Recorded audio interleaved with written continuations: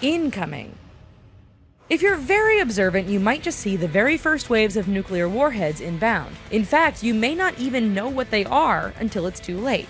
You see, when the warheads re-enter the Earth's atmosphere, they will look like meteorites streaking across the sky. It may just be the last thing you ever witness. That's because those warheads are just moments from detonation, which will either kill you outright or blind you from the spectacularly bright flash. The blasts.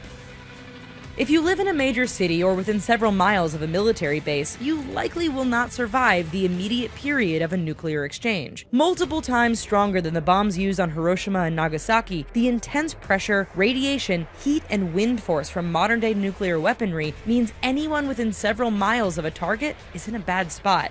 Within a mile, expect to be vaporized from the intense heat. A little further away, the shockwave and high winds will knock over buildings and shatter windows. If you're unfortunate enough to be outside, you will also suffer severe burns from the flash of the explosion. The immediate aftermath.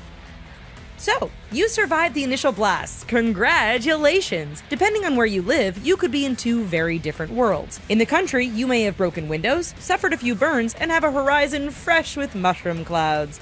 If you're in or near the city, expect to see fires, mass casualties, and the constant threat of falling debris, trees, and pretty much anything else you can think of.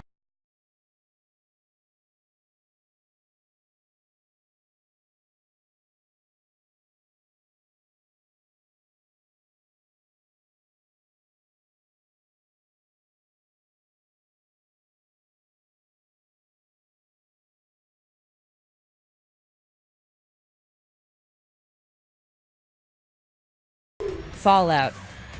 No, not the video game. We're talking about the radioactive particles and dust that get thrown up into the atmosphere after a nuclear blast. These start to fall back down to Earth hours after a blast, and depending on the winds, can travel hundreds of kilometers. Areas that experience numerous strikes will obviously produce more fallout, and locations downwind of these targets will be coated soon after in deadly dust and soot that will burn and silently kill any living things. What are your options? Well, you can either wear a suit of thick lead or stay inside, deep under cover. Fire and smoke.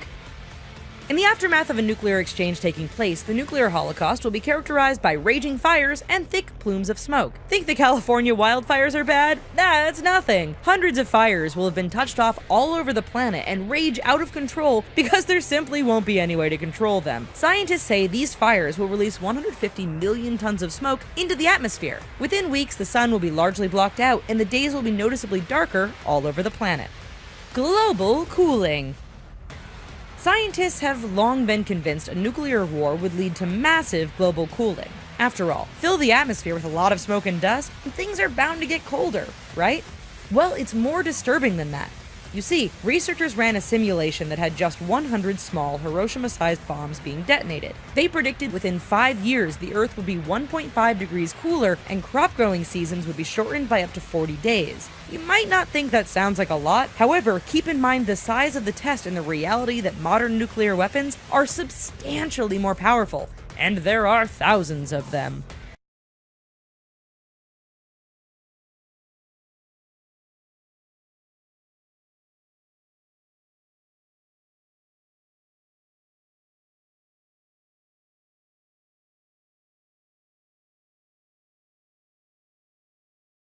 Famine and illness.